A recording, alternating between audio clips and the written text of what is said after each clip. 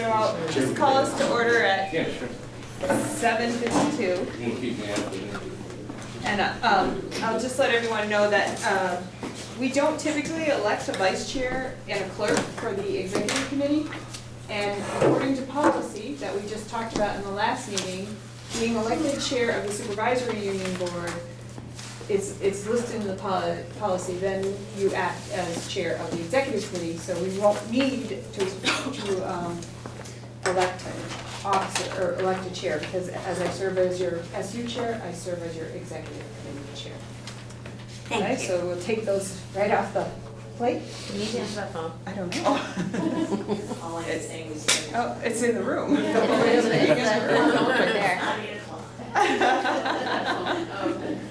Loaf of Is there bread, anybody a missing gallon on this of committee other than Rebecca? Just Rebecca's Okay, missing from this awesome, group. thank you. All right. All right, so having the reorganization piece struck from the agenda, we'll move down to the consent agenda. There are pay orders and there are 2 packets here. Oh, yes. Oh, public comment. Is there any public comment? No, you're a quiet bunch. All right. Hearing none, then we'll move to the consent agenda.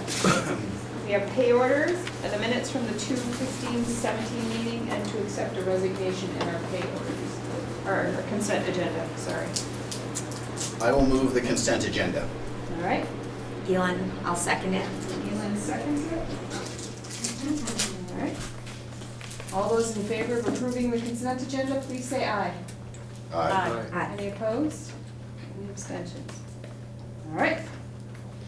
Down to executive limitations monitoring. The financial report was included in your packet. Are there any questions?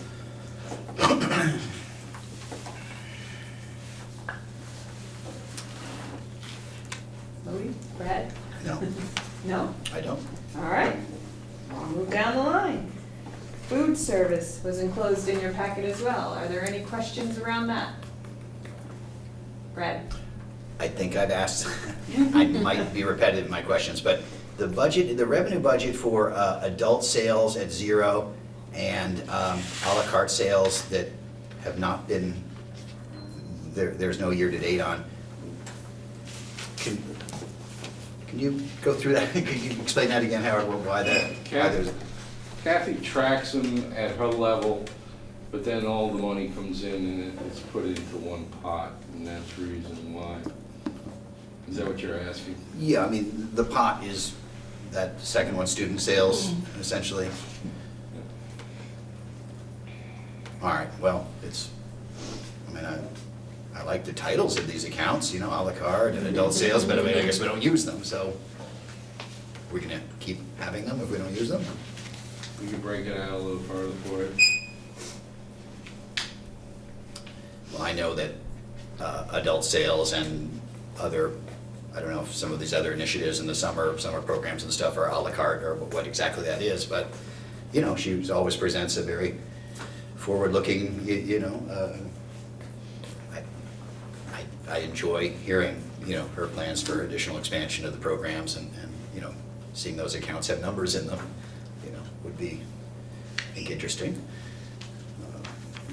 So anyway, yes, that would be, I think if you have line items in the budget, they need to probably have something in them, but. Just comment. Seems a valid point.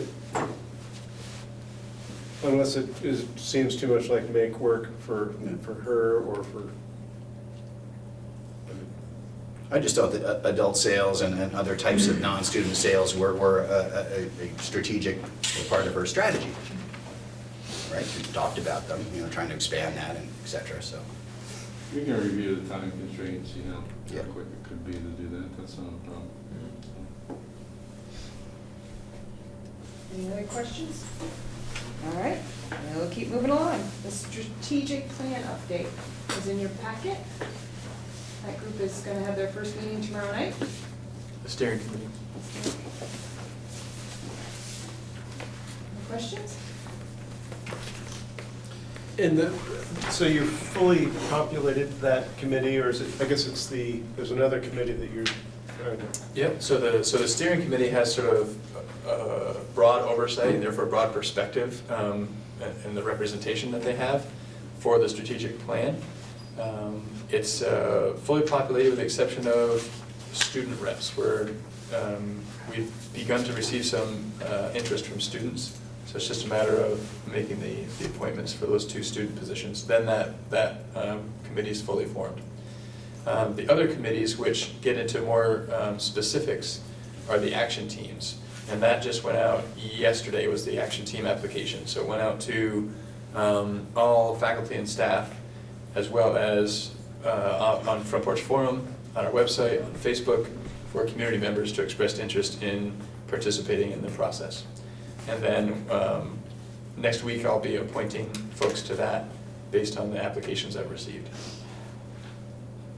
And so those teams will really be the ones that use the strategic goals that the administrative team put together with input from community, faculty, staff, students, etc. Thinking about RBO and the work that we've done there, and really looking at a lot of different inputs, as well as collecting some feedback to craft the 4 goals that we've created. So there'll be one action team for each of those goals. So Brad has the goals right in front of him here. There's an expertise and learning goal, an equity goal, a social, emotional, and physical development goal, and a community goal. So each of those will have a team focused on that work, and they will generate objectives within each of those goals, a series of action steps, including a timeline for those action steps over the course of 5 years, and some metrics they will use to measure our progress toward achieving those action steps. Brad? This again is a question that I touch on in one shape or form, but a couple times already in this presentation. But would you say these goals, where do they hook into the ends policy? I think Katrina said something that was valuable to me in our local meeting, that I should look at this more as a pathway to the ends, and that the in our current environment, the board still about we've gone through great effort to interpret our policies, interpret our ends policies, and have evidentiary measurements of that. Where it's always right. Where do these come together? Yep. I guess is my and should they not? We need to be on the same page. Yep. So the vision, mission, and ends were also documents that we used to create these, along with all the other pieces of information I mentioned before. And so if you think of it as the vision, mission, and ends is the board's responsibility to set those, and then you charge me with realizing those through any means necessary except for the executive limitations. And so the way that I'm choosing to get us to realize those ends is through creating these goals, which will then have objectives, which then have action steps and a timeline. That's really our sort of our roadmap toward realizing those ends. And even if they look similar, 3 of them do at least to the ends, we shouldn't necessarily. You're not linking them here necessarily, right? No, I mean, we could certainly make the correlation to the language of the ends, in particular the interpretation of the ends as we're drafting that. But it's not necessarily a direct correlation. Yeah. And so for the timeline for these committees essentially to keep after their work, do you have a... Yeah, we talk timeline often. You'll see Katrina chuckling back there, because the timeline is a bit off from where I had anticipated it would be at this point, and that's okay, really. Much as I try to kind of keep it moving forward, I realized that from the outset it was clear to me that product is important because it is our roadmap moving forward, but process as well is really important in bringing the communities together to really identify what it is we want to achieve, and then work together collaboratively to map the work that will get us there. So it's quite a process, and we need to adhere to a process that is very inclusive, as we've been doing. So that's pushed the timeline back a little bit from what I initially thought. From this point going forward, realistically, I think we're probably looking at late fall, early winter next year before we have a strategic plan developed. and that's assuming things go as I expect from this point forward, and we'll see how close it comes. But I'll be setting a deadline that we're shooting for the work of these action teams, because we have to have some goal to work toward. As we're progressing, if we need to adjust that, then we can entertain that idea, but we'll start with a goal in mind, which will be probably in that area of late fall. I mean, I think you could interpret this kind of work as something that would really be ongoing in one way or another, almost like the town planning. You have the creating the town plan, and then you have writing the regulation, the zoning regs to enact that, and it's almost a continuous process of visioning, implementation, vision, you know, and I think is a way to engage citizens and staff and everyone. It's probably not a bad sort of plan or adjunct. Can I ask a question? Sure. I'm wondering, Patrick, you were talking about those action groups defining metrics, and I'm wondering, in thinking about Brad's question, whether there's likely to be, in some of these areas, some overlap between the metrics you use in this strategic planning work and the metrics that you define in END's policy monitoring. Yeah. You touched on something we're going to be paying a lot of attention to throughout this process in a couple of different ways, and that is overlap. So that concept of overlap is going to be at play here in a lot of different ways. So overlap in terms of the metrics we use, overlap in terms of some of the action steps that might be created. You know, these aren't necessarily entirely separate from one another. Thinking about expertise and learning and equity and social, emotional, and physical, but they're all kind of interconnected in a lot of different ways. What will be important is that we don't have redundancies in the plan, because then we end up creating something that seems much bigger than it is, and there's confusion as to who's doing what when. So really, part of the role of the Strategic Plan Steering Committee is to kind of look at the plan in its entirety and see is there something that appears to be redundant, or where might there be overlap that we need to be clear about. So that's something that we're going to have to keep an eye on from a lot of perspectives. Also, each of these committees, these action teams, will have co-facilitators, an administrator and a teacher or community member. And those folks are going to have to get together from time to time as well to look for some of those redundancies and overlap. So it might be that the steering committee notices there's an overlap or redundancy, and then it's up to the action team co-facilitators to talk about, all right, where does this really need to live? Recognizing it really does cross both of these areas, but it has to live in one place. Having that conversation and determining where it needs to live. Right. I mean, it sounds, what you were saying sounds a bit like governance, you know, in a way, or you know, you have a parallel strategic unit in place. I mean, I don't know, you throw in enough metrics and enough, and some executive limitations, and you probably have an alternative to policy governance right here. Perhaps, I don't know, I'm just saying that you know, so I think that, yeah, that's some thin lines there, I guess. But that's, I guess, not for us to really weigh, but, I mean, that's always come to mind, you know, when you try to define where one leaves off and the other takes up, so. Kristen? I think it's too bad the strategic plan won't be done before the plan to renovate Mount Aid, because they could maybe inform each other, and that sounds like this is a very thoughtful process, and I know also the renovation of Mount Aid would be a very thoughtful process, but, I mean, things don't always line up, so. There's some overlap in terms of membership on the group that's working on the renovation committee. So Jess Bearwicks is on that, and as an administrator, she'll have a part in what she's on the steering committee for the strategic plan, and she will, as an administrator, will be on one of these 4 action teams as well. So they'll be happening kind of simultaneously. So I don't know that they necessarily will inform, but at least she'll have the perspective of both as she's sitting at both of those tables. Right, any other questions around the strategic update? Okay, Moving on to the update on the auditor's report. That was included in the packet as well. Any other questions? Elin? It's a long and lengthy document. It is. With 2 sentences which seem to say, we see no problems, in between lots of sentences that say, what we say doesn't really count.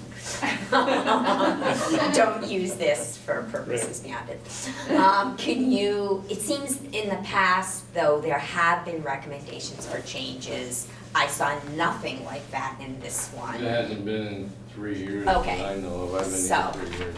Yep, so it seemed like it was all great. I just wanted to And have just to- somebody else say Just to say that. that's times 7, so. Right. I read 2 of them. Brad? I was interested though, and Howard, I won't get, but, you know, the different statements we saw, I guess the statement of net position and activities, so that is different, correct? It is. Than what a board looks at. It We is. look at the general fund, we look at the traditional framework. You know, should we be looking at, what do we call those other government-wide financials? Was that the term they used? That's correct. So is that something that do other boards look at that flavor, or, you know, I mean, I found them interesting. You could. But I'm a numbers You person. could, you can analyze them in any way you want, you know. They're all there. Yeah, I mean, you can take a look at them, come back at the next meeting if you want. just a different Shoot way at of it. looking at financials. So were there any insights or feedback that you got that was it at all informative to you besides the gold star on your work? No, we talked to the auditor through the whole process, and he was pretty pleased with the way our system is set up, the changes we've made to it, things of that nature. So, you know, his job is to look at internal control, to attest to it too. So he has to review internal control as part of his audit, which is part of those compliance things that you usually would get written up on, and there weren't any. Brad? There was a bit, I'm not looking at it now, but there was a bit, I guess it was boilerplate, where the auditor was talking about the different government funds and whether those were broken out or not in terms of what the board sees, or they're combined, they're rolled up. Could you sort of interpret what that paragraph, I can find it if you want me. There's combining financial statements that report by different fund groups. Right. And then there's a combined that reports by total fund groups. So it's always breakdown. We used to have something called a CAFR, a Comprehensive Annual Financial Report, which includes a lot of items beyond what we show. Right. And it's very detailed. And if you think that was tough reading, to read a full CAFR would be, you know, it's pretty tough. But, you know, the point is, a lot of this is for the auditor to protect themselves also. So the language that's in there is to make sure that the auditor has completed those steps that are in those statements, so they don't get as an issue with their own licensing. So a lot of this is built for the auditor's licensing to show that he's done sufficient, or she has done sufficient work to issue an opinion. Okay. Because it did seem like boilerplate, and it did. It's boilerplate language, it's boilerplate on the reports, this year, Patrick, since it was his first year as superintendent, I went over the engagement letters plus the representation letters that we have to sign, give back to the auditor to say that we do these things. And there's a lot of legalese and a lot of language in there that people don't understand. Well, congratulations on, again, another unqualified audit from all I 7. appreciate it. So, Louis? I guess I had a question just about the term long-term debt and matching that up with sort of known debt. Does long-term debt include, I mean, it's just long-term bonds, construction? long-term debt, the definition of long-term debt is anything beyond 1 year.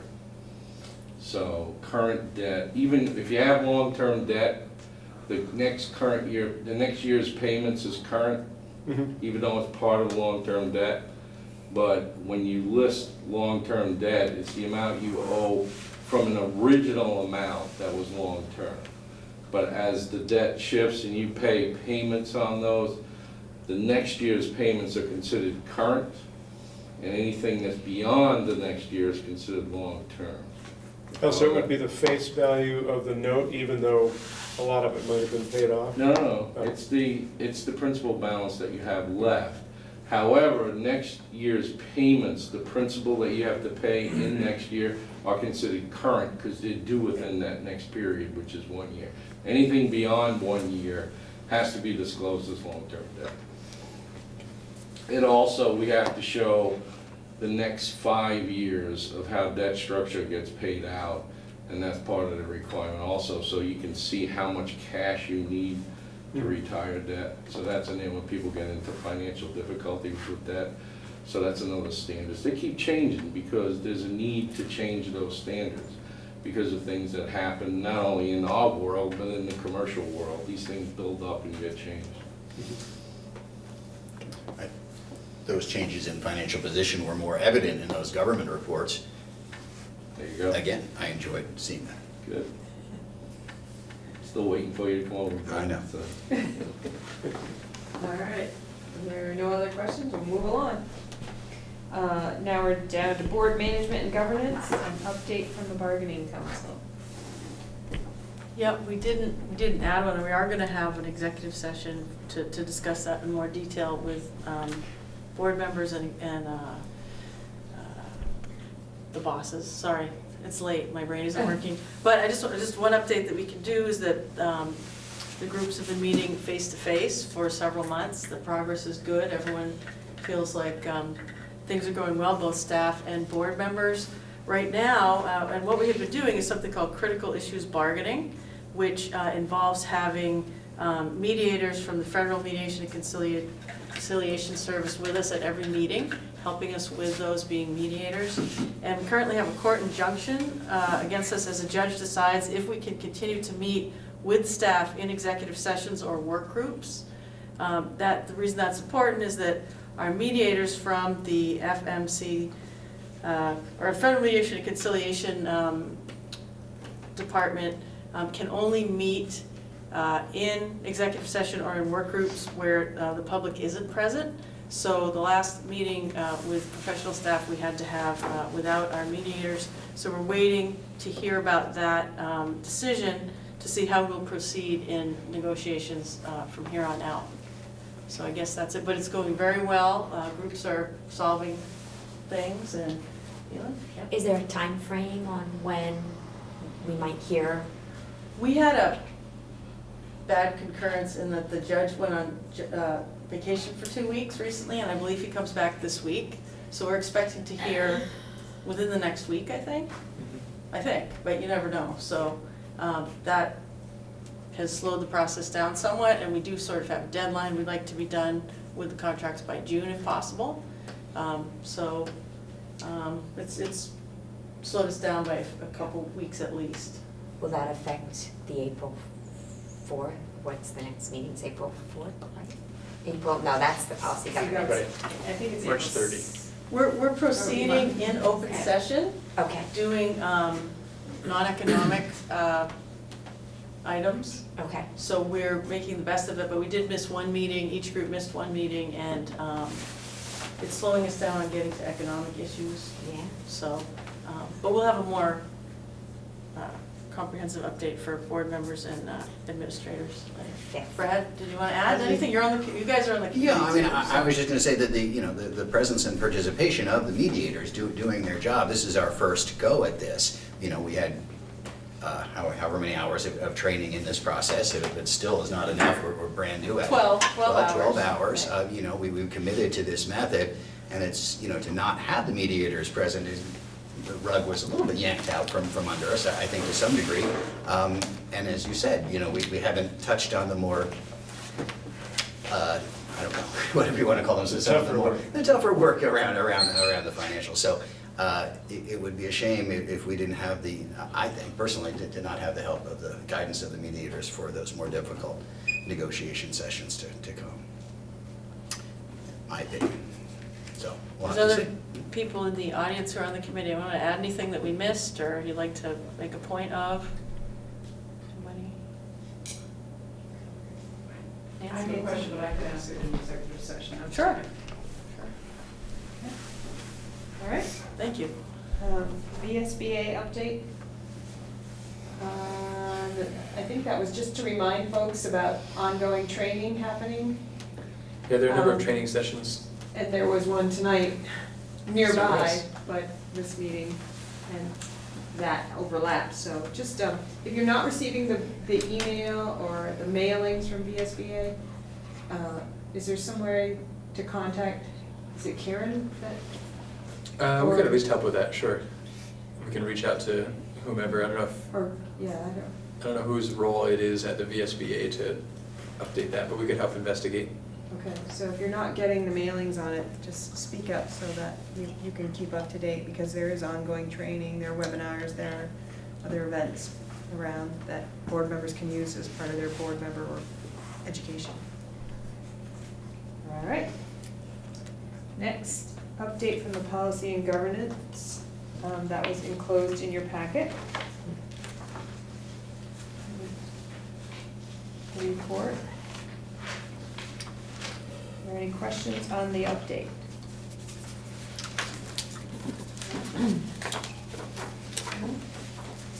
All right. Next item is a discussion around streamlining the monitoring report process. Did all the local boards discuss that tonight?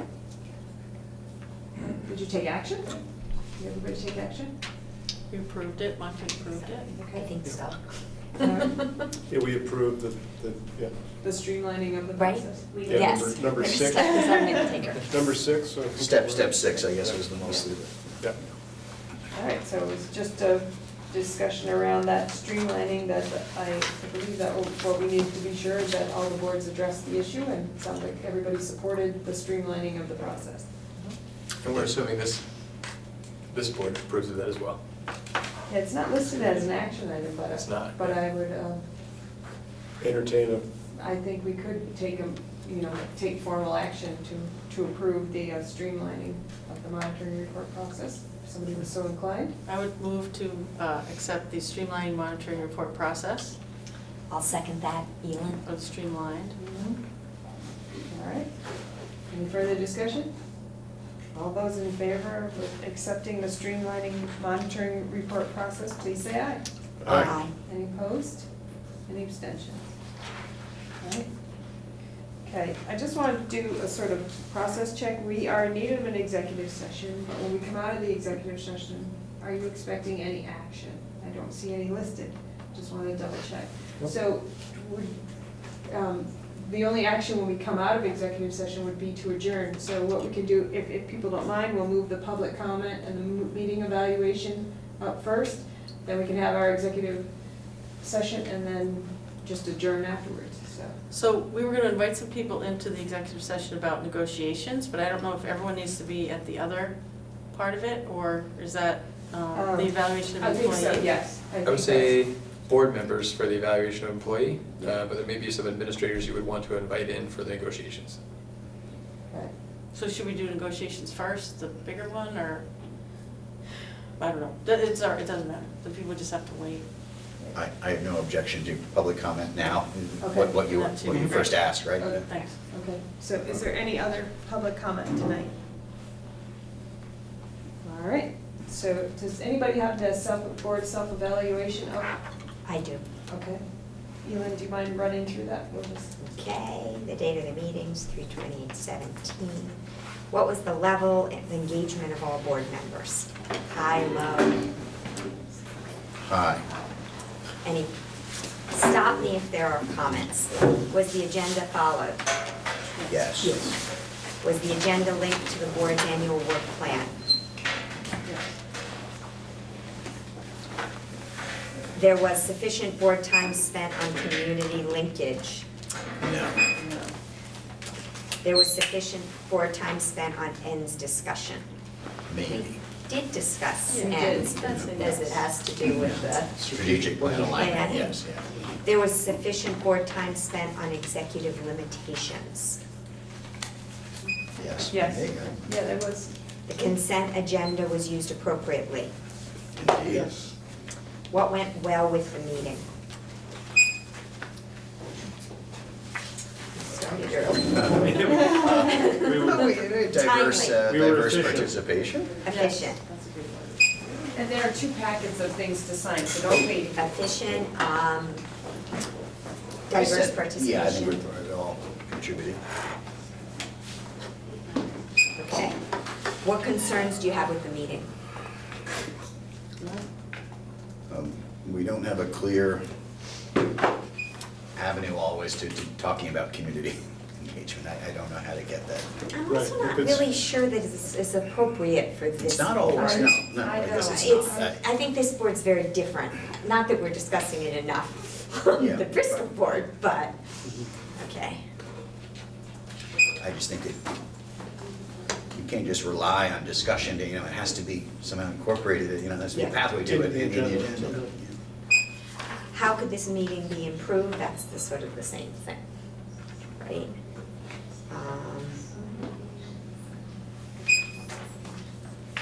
Yeah. A table that wasn't quite so squeaky. I just can't say how much better I like though. I'm gonna add what went well with the meeting, the agendas with links. Just makes such a huge difference. All right. We could start signing things at the beginning. All right, so that's complete. Okay, yep, All right. hit Okay, and so done. Kristen, you mentioned that we're gonna need people invited in for executive sessions. If they want to stay. Katrina. We would, More for negotiations than for the evaluation. I recommend Katrina and I for negotiations, Okay, and then probably just me and any board, and obviously board members for all of the executive session. And then just me for the evaluation. okay.